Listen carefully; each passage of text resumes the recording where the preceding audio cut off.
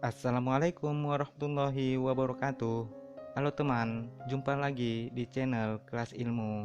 Pada video kali ini kita akan membahas mengenai latihan soal-soal CPNS atau P3K bidang tes wawasan kebangsaan atau TWK, materi nasionalisme.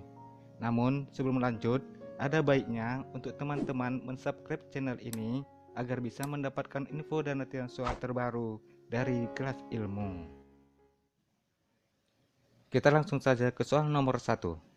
Nasionalisme dalam pandangan bukanlah nasionalisme sempit, melainkan lebih mencerminkan humanisme dan internasionalisme yang terlahir dari kondisi titik-titik.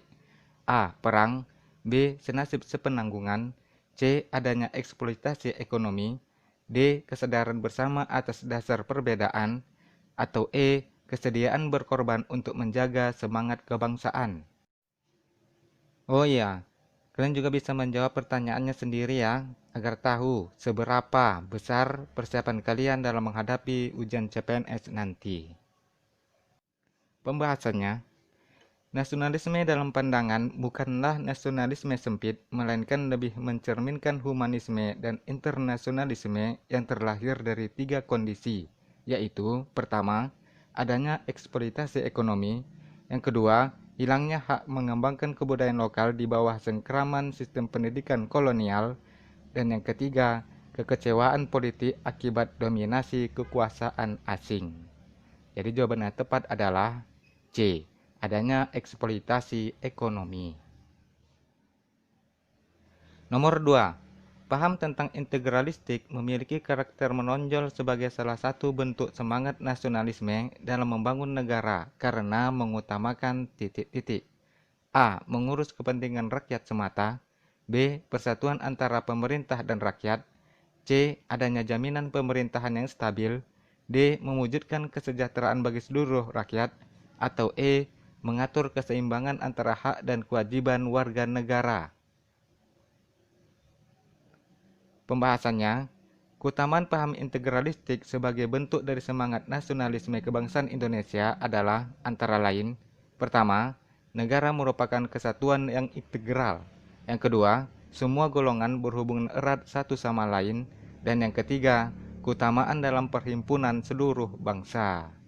Jadi jawaban yang tepat adalah B, persatuan antara pemerintah dan rakyat. Karena salah satu keutamaan paham integralistik adalah keutamaan dalam perhimpunan seluruh bangsa. Yang dimaksud seluruh bangsa di sini adalah pemerintah dan rakyat. Kita lanjut ke soal nomor 3. Dalam upaya mendirikan Indonesia sebagai bangsa yang merdeka dan berdaulat, gagasan tentang nasionalisme yang diadopsi oleh Soekarno adalah dari titik-titik. A. Ernest Renan. B. Otto Bauer. C. Hans Korn. D. Dr. Hertz. Atau E. Louis Schneider. Pembahasannya, dalam upaya mendirikan Indonesia sebagai bangsa yang merdeka dan berdaulat, gagasan tentang nasionalisme yang diadopsi oleh Soekarno adalah dari Ernest Renan, yang merujuk pada rasa ingin yang muncul dari setiap individu untuk menyatukan tujuan dalam sebuah negara. Tujuan dari keinginan ini adalah terwujudnya persatuan bangsa dan negara yang benar-benar nyata. Jadi jawaban yang tepat adalah A. Ernest Renan. Nomor 4. Teori nasionalisme ini mula-mula dibangun oleh Jean-Jacques Rousseau dan menjadi bahan-bahan tulisan, misalnya buku berjudul Du Contrat Social. Bentuk nasionalisme yang dimaksud adalah titik-titik. A. Etnis. B. Agama. C. Budaya. D. Kenegaraan. Atau E. Kewarganegaraan. Pembahasannya, nasionalisme kewarganegaraan atau nasionalisme sipil adalah sejenis nasionalisme di mana negara memperoleh kebenaran politik dari kehendak rakyat, penyertaan aktif rakyatnya, dan perwakilan politik. Teori nasionalisme ini mula-mula dibangun oleh Jean-Jacques Rousseau dan menjadi bahan-bahan tulisan. Antara tulisan yang terkenal adalah buku berjudul Du Contrat Social, atau dalam bahasa Indonesianya mengenai kontrak sosial. Jadi jawaban yang tepat adalah E, kewarganegaraan.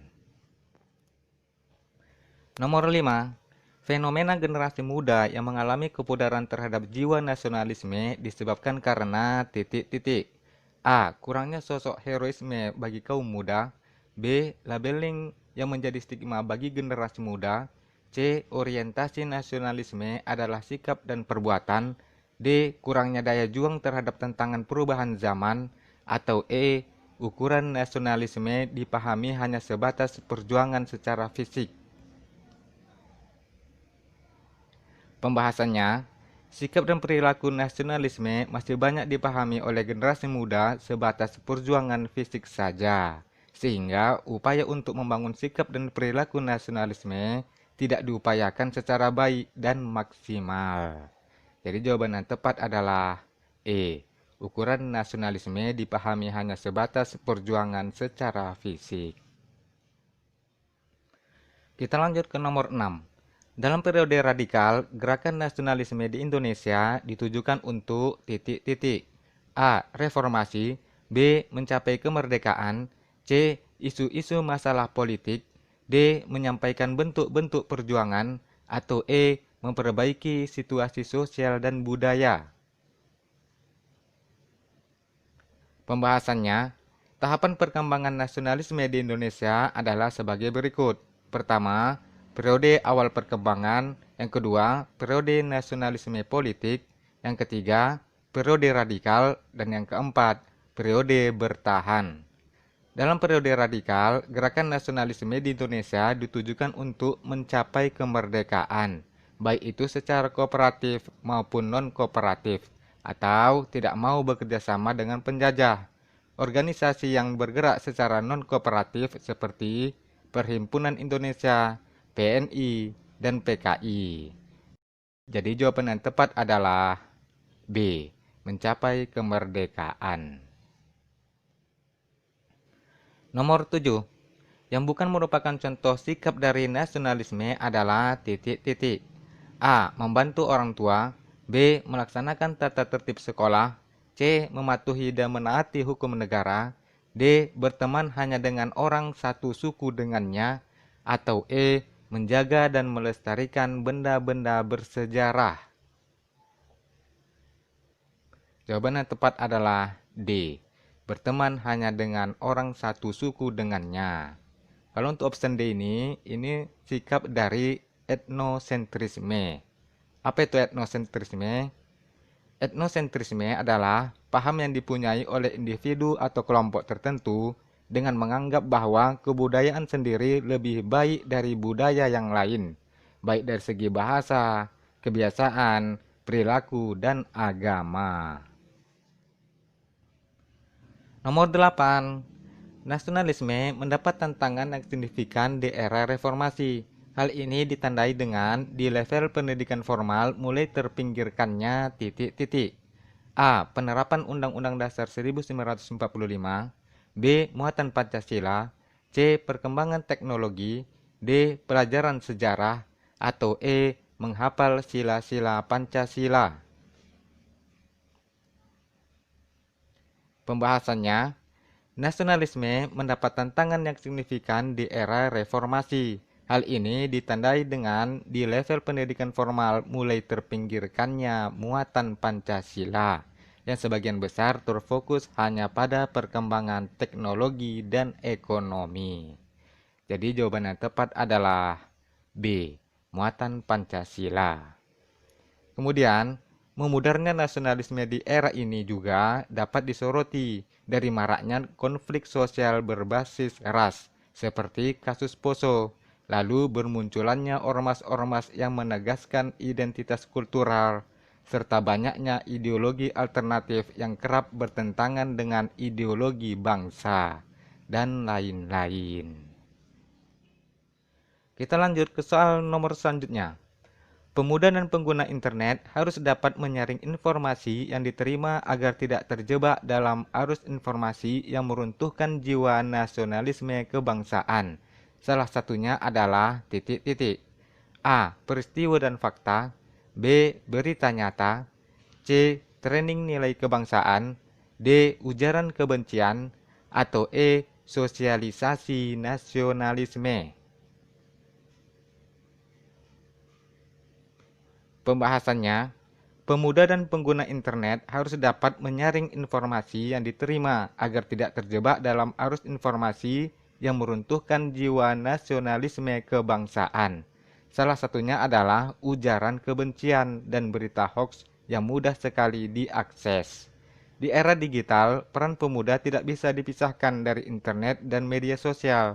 Potensi pengguna internet di Indonesia semakin besar. Dengan menumbuhkan nasionalisme kepada pengguna internet sangat penting agar pengguna dapat mempertimbangkan baik dan buruk demi kepentingan bangsa dan negara. Jadi jawaban yang tepat adalah D. Ujaran kebencian. Nomor 10. Jika dikaitkan dengan masa pandemi COVID-19 saat ini, sikap yang tidak menunjukkan rasa nasionalisme adalah titik-titik.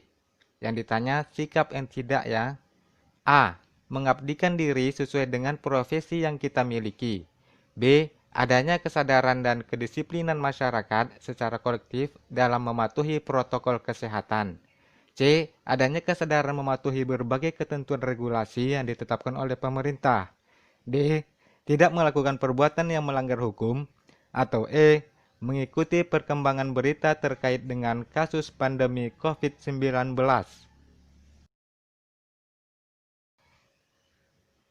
Pembahasannya, jika dikaitkan dengan masa pandemi COVID-19 saat ini, sikap yang menunjukkan rasa nasionalisme adalah pertama, adanya kesadaran dan kedisiplinan masyarakat secara kolektif dalam mematuhi protokol kesehatan.